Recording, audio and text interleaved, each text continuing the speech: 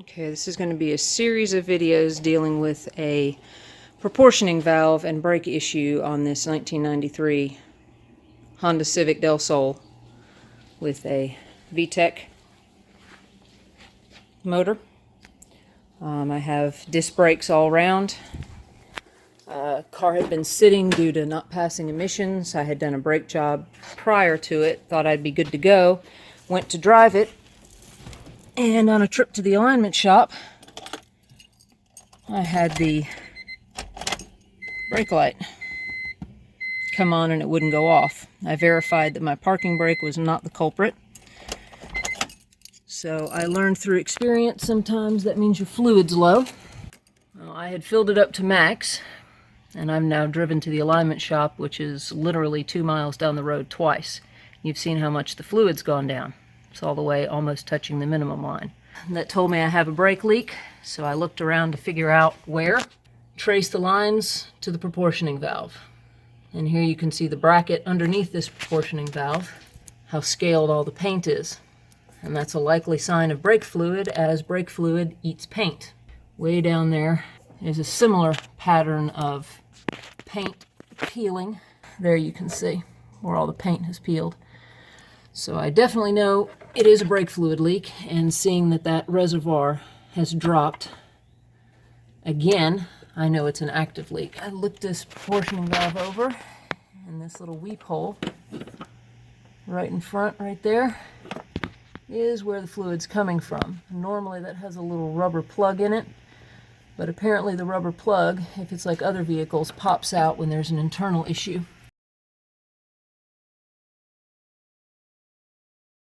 So my best guess is something seized inside, and rather than the brake's not function, that's designed to pop out to let you know there's a problem, kind of like when your water pump beeps out the front when it's starting to fail. So I jumped online, attempted to find the part. Guess what? No go. It's been discontinued. So I get to searching, and I happen upon a video by a wonderful gentleman who discovered the same thing, and he had the idea to rebuild the proportioning valve. I went along and followed his example on camera for you, attempt to rebuild this guy, because he just showed it after the fact. You can barely see it, but the number on the front of this is 1725. That's how it proportions the brake fluid to front and rear brakes. As I said, this is a full disc setup on this car. So rather than attempt to replace it with something else, I'm going to stick with what the factory put in it. I've always had good performance out of it. I'm just going to fix it. So in my research, I saw the parts he used were these O-rings right here from Home Depot. The Danco number 83, 17, and 7. You can see the dimensions on them. Well, I got to researching, found out the Danco O-rings are made out of nitrile. Got a good temperature range here, and I know the gentleman said he's had them on there for a good 2 years and hasn't had any issues. Though I did some additional research, and this is what I found. Standard brake fluid is compatible with the EDPM rubber, but most rings are nitrile rubber, as I found out with these Dancos. I got on a company's website, and this is what I found. That it has poor compatibility. Not fair, not sometimes okay, completely poor. See, there it is. This is the, right there. And it's not compatible with brake fluid. The EDPM, this ethylene propylene, or I don't know how to pronounce it. I'm not even going to try. That's what they say to use. The only place I was able to find it is at Grainger. I found a kit that had some very similar sizes. Item number and model number. And this is it right here. These are the sizes. My best estimate here is that these are what's similar in size to the Dancos. So I'm going to give it a shot using these EDPMs. So that's the overview. I'm going to go through taking the proportioning valve off, be rebuilding it, then reinstall, then do the brake fluid. I'll be replacing it. I decided to upgrade to .4. proper line wrench to make sure I don't strip anything. You can see how this end is different from a regular wrench. There's more mating surface so that there's less chance that you're going to round any of the nut portion of the line. And that's a 10 millimeter. I have a 10 millimeter here, and that will work on this bolt here, which holds this line here, which holds this line, and also these. I'm not going to break any of these loose. I want to get these lines moving first.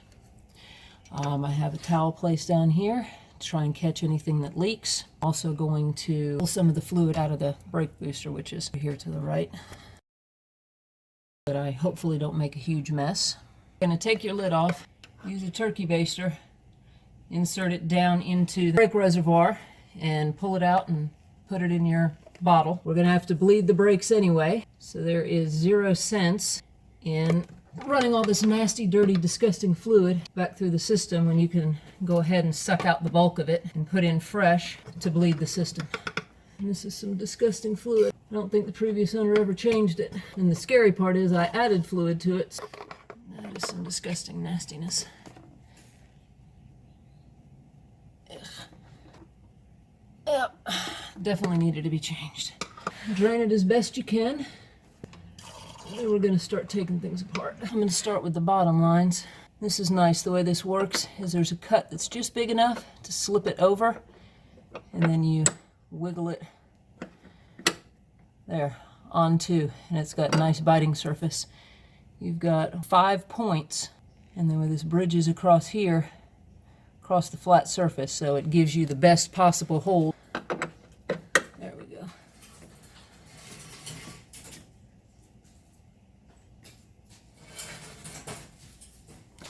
And this is the reason I haven't taken any brackets loose, because this puppy's tight. I'm sure it's been on there since factory.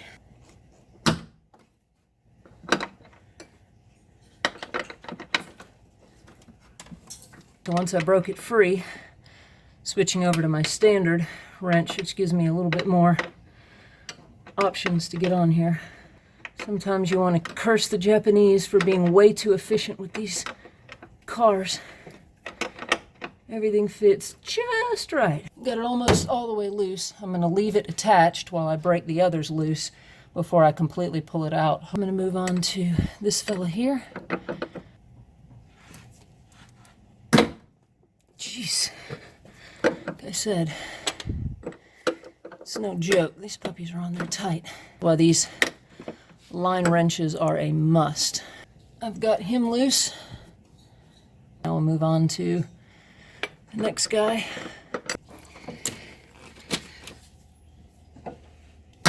Jeez. On to the top.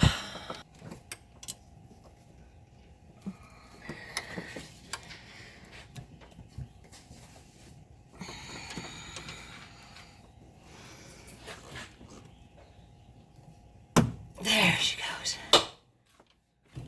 I kind of put some pressure against the bracket here, pushing this way. Kind of steady it up because it was lean and I was afraid I'd permanently damage my bracket. Even still, right there's just enough of a slip. It's trying to round these heads. You just imagine what would happen with a standard wrench. It's worth the investment, just doing it one time rather than having to pay for all new brake lines. These things have paid for themselves. On to line number 5. On to the back one.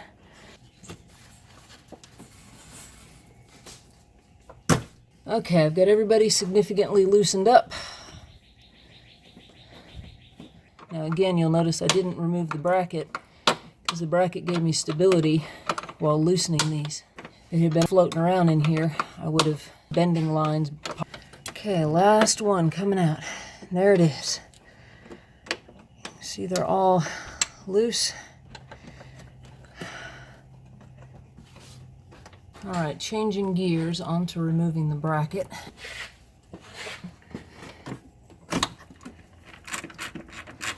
Well, the paint's coming off thanks to the leaky fluid. There we go. Put it someplace safe.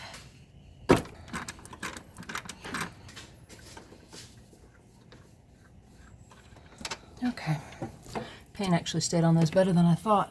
There's another one down here, way underneath. It's right there, just so you know. Oh, you see this pointing? The R this way, right there. This brake fluid's so slippery. It's still on there pretty tight. So this needs to come loose.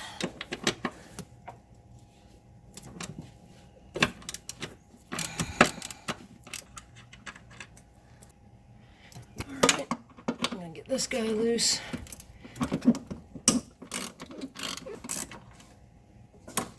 Okay, there's another bolt here, because you want to be able to get this line loose. I may be taking off too much, but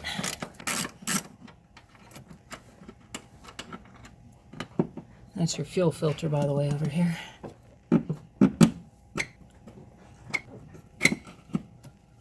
There.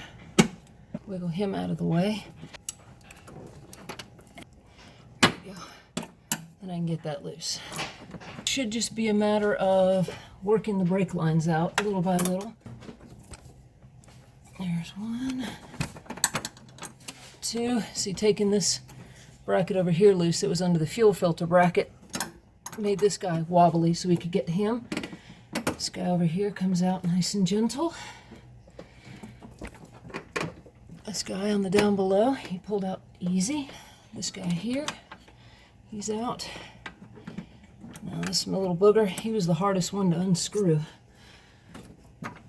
So since he's the hardest, he's gonna be the first one I put back in. What can I do to get a little bit of slack? There's a bracket over here. In order to get a little bit more slack in the brake lines, there's a little bracket over here there's your brake booster. It's right here. I popped this little flap loose with this little screwdriver. I inserted it right here and kept twisting till it popped loose, and you see the lines. It's giving me some slack here so that I can get this last line free. Swing this door. Trace him down. He's the middle one. He's hung in the bracket pretty good. There. Okay. Sorry, it took two hands. Now he's out, finally. I'm going to have to rectify this bracket situation down here and get these lines free. It's just kind of hard to do on camera. This is the one, and he's hung in there pretty good. So I'm going to work him out. Sorry guys, I'm off camera trying to pop this one line loose from the bracket. I'm hoping it'll give me some slack. There we go.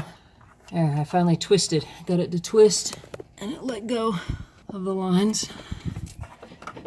So now I've got a little bit more slack in here. See, everybody's free, but be prepared to have to wiggle with it, folks.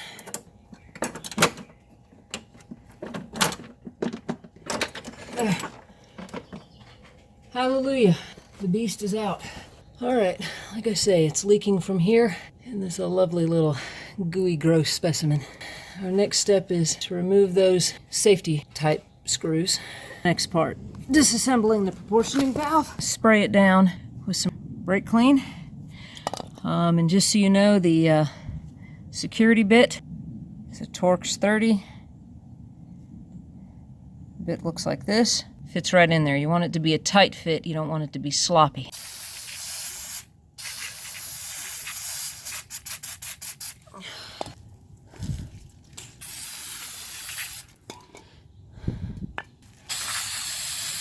And I'm going to scrub this bracket down real well and get all this orange stuff off. Brass won't hurt the aluminum, but it works a little bit better than nylon. Old sludge and crud. Of course, I'll clean it up better once I get the bracket off, but I wanted to get some of this off. You can see that 1725 right here. A little bit better. I'm going to spray a little bit of penetrating blaster on this, some PB blaster, and see if that doesn't help get these out a little bit better, because I'm sure they're going to be tough. Good old PB blaster.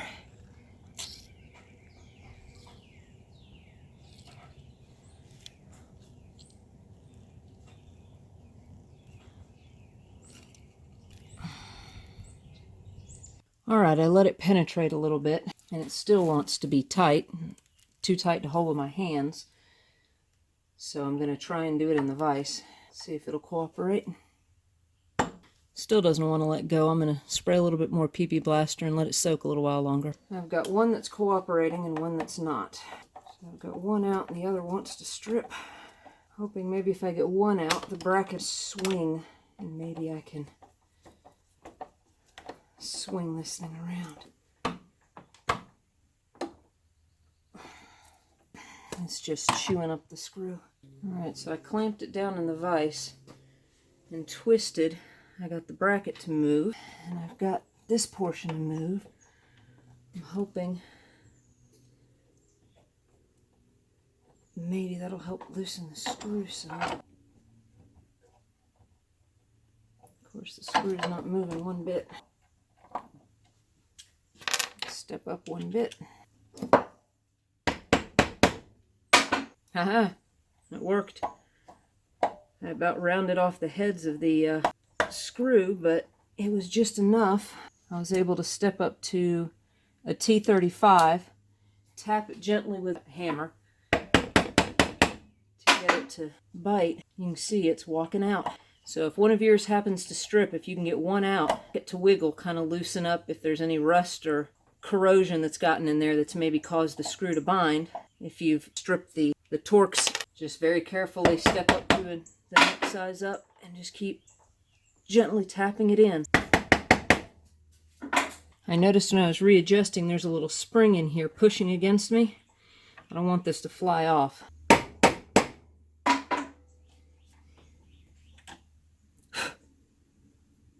Someone doesn't want to play nice anymore. So I'm using a pair of vice grips to grip on the side and turn it little by little. It's not ideal, but I'm getting a quarter of a turn or so at a time.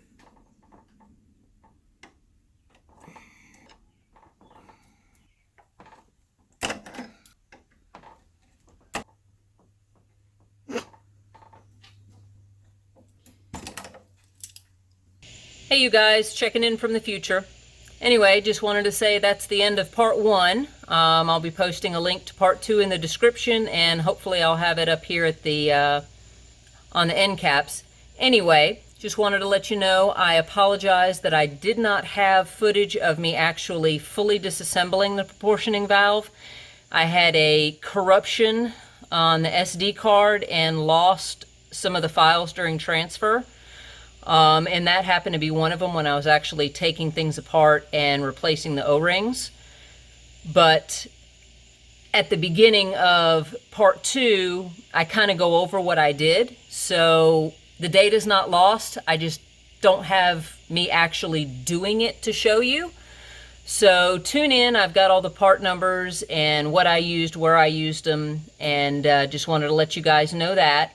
But if you found, the disassembly portion of this useful, please give me a like, throw me a comment if you've done this already, or if you're here because you need to do it, or if anyone has found a adequate replacement. Let me know, because as of me making this video, there was nothing. All we could do is rebuild them. I went to the junkyard and got a spare, and anytime I happen to see them and the plug is still intact, I grab them if it's this the same one, the 1725. Verify there's no leaks.